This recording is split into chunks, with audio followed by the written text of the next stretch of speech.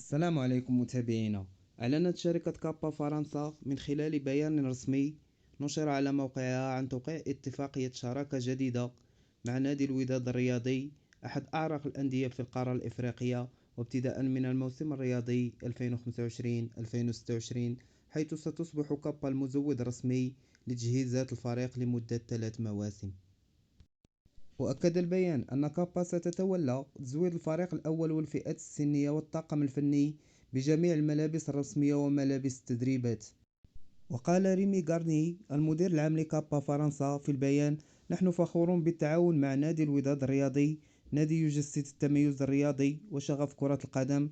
هذه الشراكة تمثل فرصة رائعة لكابا لتعزيز حضورها في القارة الإفريقية إلى جانب مؤسسة رياضية مغربية عريقة.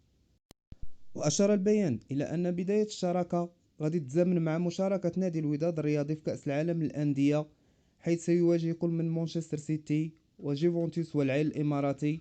وستكون هذه البطولة مناسبة للكشف عن الأطقم الجديدة التي صممتها كابا خصيصا للنادي. وقد تم إبرام هذه الشراكة بفضل دعم تكنوسبور الممثل الرسمي لعلامة كابا في المغرب. ومن خلال هذا التعاون تؤكد كابا استراتيجيتها للتوسع في إفريقيا واختيارها لأندية لها مكانة كبيرة وقاعدة جماهيرية قوية مثل الوداد الرياضي.